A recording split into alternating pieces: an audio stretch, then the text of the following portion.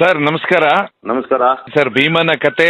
ಭೀಮಾ ಸುಮಾರು 3-4 ದಿವಸದ ಹಿಂದೆ ಭೀಮಾ ಅಬ್ನಾದಿಂದ ನೇರವಾಗಿ ಅಬ್ನಾ ಗ್ರಾಮದಿಂದ ನೇರವಾಗಿ ಸಕಲೇಶ್ಪುರ ತಾಲೂಕಿಗೆ ಬಂದು ಆಲೂರು ತಾಲೂಕಿಂದ ಅಲ್ಲಿಂದ ಹೈವೇ ಕ್ರಾಸ್ ಮಾಡಿ ಅಲ್ಲಿಂದ ಏನು ಹಿಂದೆ ಫೈಟ್ ನಡೆದಿತ್ತಲ್ಲ ಜಗ್ಬೋರ್ನಹಳ್ಳಿಗೆ ಹೋಗಿ ಜಗ್ಬೋರ್ನಹಳ್ಳಿಯಲ್ಲಿ ನಿನ್ನೆ ಫುಲ್ ಜಗ್ಬೋರ್ನಹಳ್ಳಿಯಲ್ಲಿ ಇಡೀ ಕಾಡೆಲ್ಲ ಸುತ್ತಾಡಿ ಆ ಫೈಟ್ ಮಾಡಿದ ಜಾಗ, ಆಮೇಲೆ ಕೋರೆ ಮುರ್ಕಂದ ಜಾಗ ಅಲ್ಲೆಲ್ಲ ತಿರುಗಾಡಿ ನಿನ್ನೆ ರಾತ್ರಿ ಅಲ್ಲಿಂದ ನೇರವಾಗಿ ಅಲ್ಲಿಂದ ಒಂದು 6 ಕಿಲೋಮೀಟರ್ ಆನೆ ದಾರಿ, ಅದು ಆನೆ ದಾರಿಯಲ್ಲಿ 6 ಕಿಲೋಮೀಟರ್, ನಾವು ಹೋಗೋದ್ರೆ 12 ಕಿಲೋಮೀಟರ್ ಆಗ್ಬೋದು.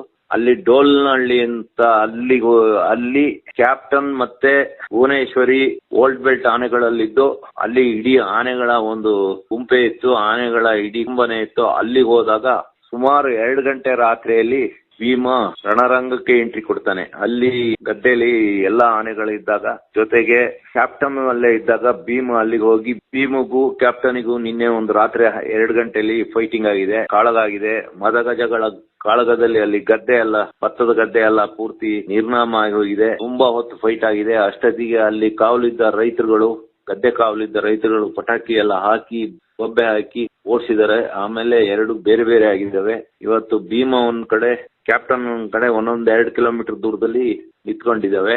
ಇವತ್ತು ರಾತ್ರಿ ಮತ್ತೆ ಫೈಟ್ ಆಗ್ಬಹುದು, ಇಲ್ಲ ಅಂದ್ರೆ ಇಲ್ದಲೇ ಇರಬಹುದು. ಅಂದ್ರೆ ಭೀಮನೇ ಹುಡ್ಕೊಂಡು ಹೋಗಿರೋದ್ರಿಂದ ಭೀಮನೇ ಬಹುಶಃ ಕ್ಯಾಪ್ಟನ್ ನ ಹುಡ್ಕೆ ಹೋಗ್ಬೋದು, ಮತ್ತೆ ಫೈಟ್ ಆಗ್ಬಹುದು.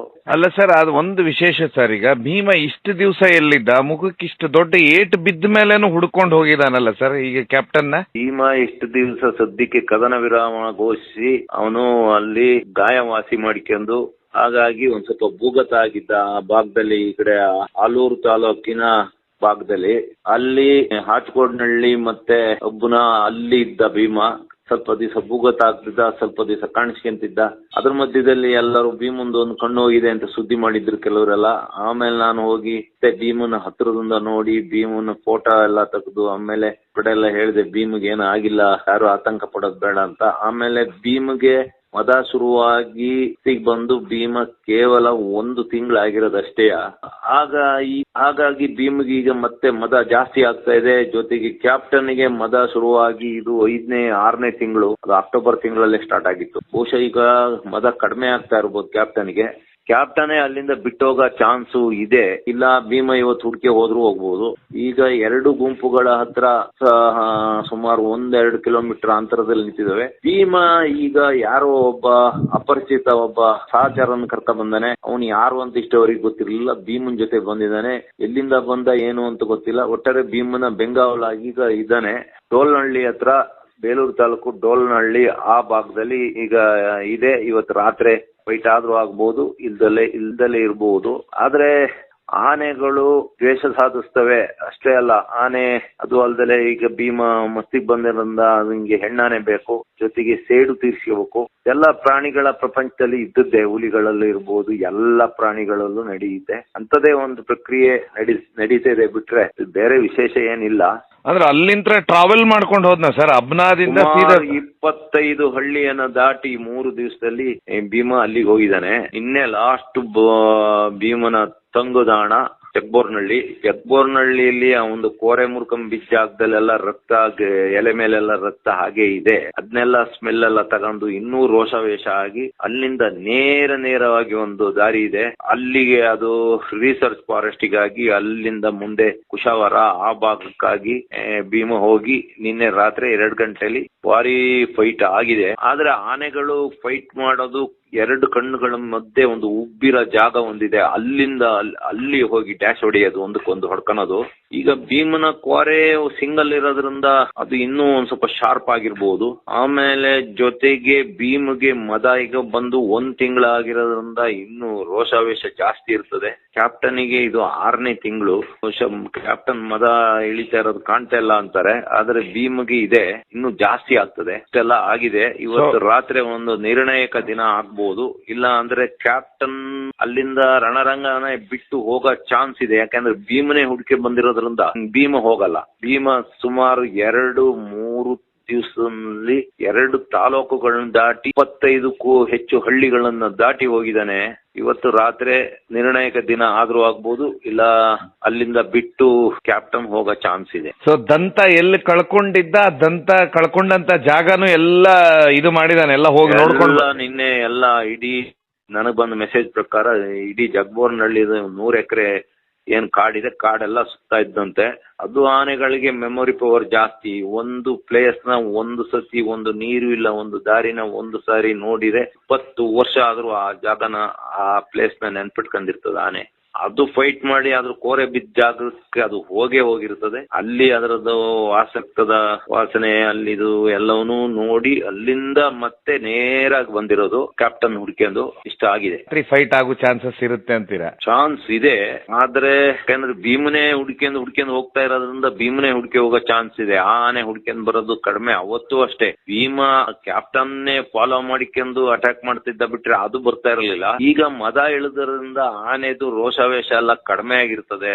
ಕ್ಯಾಪ್ಟನ್ದು ಏನಾಗ್ತದೆ ಅಂತ ಮೊದ್ಲೇ ಊಹೆ ಮಾಡಿ ಹೇಳಕ್ ಕಷ್ಟ. ಅದು ತೀರ್ಮಾನ ಆಗುತ್ತೆ. ನಿನ್ನೆ ರಾತ್ರಿ ಹೇಗಾಯ್ತಂತೆ ಸರ್ ಫೈಟ್? ನಿನ್ನೆ ರಾತ್ರಿ 2 ಗಂಟೆ ರಾತ್ರಿ ಆಗಿರೋದು ಯಾರಿಗ್ ಕಂಡಿಲ್ಲ. ಆದ್ರೂ ಅಲ್ಲಿ ಕಾವಲುಗಾರರು ಭತ್ತಕ್ಕ ರೈತಗಳು ನೋಡಿದ್ದಾರೆ ಲೈಟ್ ಬಿಟ್ಟು. ಅದೇನು ಯಾರಿಗೂ ವಿಡಿಯೋ ಮಾಡಕ್ಕೂ ಆಗಿಲ್ಲ, ಏನಿಲ್ಲ. ಆದ್ರೆ ಫೈಟ್ ಮಾಡ್ತಾ ಇರೋದು ಎಲ್ಲರಿಗೂ ಗೊತ್ತಾಗಿದೆ.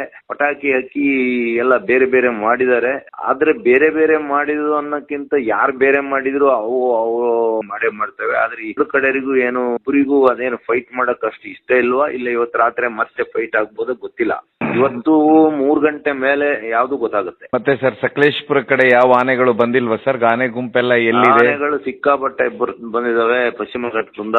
ನಮ್ಮ ಈ ಭಾಗ, ಶಿರಾಡಿ ಭಾಗ, ಮತ್ತೆ ನಮ್ಮ ಈ ಕಡೆ ಹಾನ್ಬಾಳ್ ಹೋಬಳಿ, ಮುರ್ಕಣ್ಗುಡ್ಡ, ಜೇನ್ಕಲ್ ಬೆಟ್ಟ, ಇವೆಲ್ಲ ಈ ಭಾಗದಲ್ಲೆಲ್ಲ ಆನೆಗಳು ಗದ್ದೆಗಳಿಗೆ ಬಂದು ದಾಳಿ ಮಾಡ್ತಾ ಇದಾವೆ. ಭತ್ತದ ಸುವಾಸನೆಗೆ, ಯಾಕೆಂದ್ರೆ ಈಶಾನ್ಯ ಮಾರುತಗಳು ಈ ಕಡೆಯಿಂದ ಬೀಸ್ತಾ ಇರೋದ್ರಿಂದ ಭತ್ತದ ಸುವಾಸನೆ ಇಡೀ ಪಶ್ಚಿಮ ಘಟ್ಟಕ್ಕೆ ಹರಡ್ತಾ ಇದೆ. ಕಾಡಂದಿಗಳು ಬರ್ತಾ ಇದಾವೆ, ಜೊತೆಗೆ ಕಾಟಿಗಳು, ಗೌರ್ಗಳು ಬರ್ತಾ ಇದಾವೆ. ಎಲ್ಲ ಬಂದು ಪಶ್ಚಿಮ ಘಟ್ಟದ ಬಾರ್ಡರ್ ಇರೋ ಹಳ್ಳಿಗಳಲ್ಲಿರೋದ ಭತ್ತದ ಗದ್ದೆ ಮೇಲೆ ದಾಳಿ ಮಾಡ್ತಾ ಇದಾವೆ. ಈಗ ಹೆಚ್ಚು ಕಡಿಮೆ ಪಶ್ಚಿಮ ಘಟ್ಟದ ಕಾಡಾನೆಗಳು, ಕಾಡಿಂದ ಬಂದ ಕಾಡಾನೆಗಳು, ಅವುಗಳು ಹಳ್ಳಿಗಳಿಗೆ ಭೇಟಿ ಕೊಟ್ಟು ವಾಪಸ್ ಪಶ್ಚಿಮ ಘಟ್ಟಕ್ಕೆ ಹೋಗ್ತಾ ಇದಾವೆ. ಆದ್ರೆ ಊರೊಳಗಿರೋ ಕಾಡಾನೆಗಳು ಊರೊಳಗೆ ಇವೆ. ಎಲ್ಲ ಭತ್ತ ತಿಂತ ಇದಾವೆ. ಇಷ್ಟು ದಿವಸ ಜೋಳ ತಿಂತ ಇದ್ದು ಈಗೆಲ್ಲ ಮಲ್ನಾಡ್ ಭಾಗ, ಏನ್ ಬೇಲೂರು ಮಲ್ನಾಡ್ ಭಾಗ, ಆಲೂರು ಮಲ್ನಾಡ್ ಭಾಗ, ಸಕಲೇಶ್ಪುರದ ಭಾಗ, ಅಲ್ಲೆಲ್ಲ ಬಂದು ಗದ್ದೆ ಮೇಲೆ ಭತ್ತದ ಗದ್ದೆಯನ್ನೆಲ್ಲ ತಿಂತ ಇದಾವೆ, ಆಗ್ತಾ ಇದೆ. ಜೊತೆಗೆ ಭತ್ತ ತಿಂದು ರಾತ್ರಿ ಭತ್ತ ತಿಂದ್ರೆ ಹಗ್ಲು ಅರಾಬಿಕಾ ಕಾಫಿ ಈಗ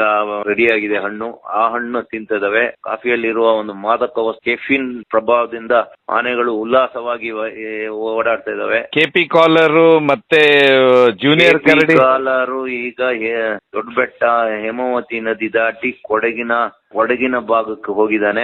ಕಟ್ಟೆಪುರ ಕಾಡಲ್ಲಿದ್ದಾನೆ. ಇನ್ನು ಕಟ್ಟೆಪುರ ಕಾಡಿಂದ ಬಹುಶಃ ಅವನು ಆ ಕಡೆ ಮುಂದುವರೆದು ಬಾಣಾವರ, ಇಲ್ಲ ಆ ಕಡೆ ಹಾರಂಗಿ, ಇಲ್ಲ ಅಲ್ಲಿಂದ ಚಕ್ಲಿ ಡ್ಯಾಮ್, ಅಲ್ಲಿ ಕಾಡುಗಳಿಗೆ ಹೋಗೋ ಚಾನ್ಸು ಇರಬಹುದು, ಇಲ್ಲ ವಾಪಸ್ ಬರೋ ಚಾನ್ಸು ಇದೆ. ಬಟ್ ಜೂನಿಯರ್ ಕರಡಿ ಮತ್ತೆ ಇವನ್ ಜೋಡಿ ಯಾರು ಸೇರಿದ್ದಾರೆ ಸರ್? ಈಗ ಭೀಮನ್ ಜೋಡಿ ಸೇರಿದ ಹೊಸ ಸಹಚಾರ ಯಾರು ಸರ್? ಅದು ಯಾರಿಗೂ ಅನ್ಸ್ಕೊ ಬಂದಿರೋದು.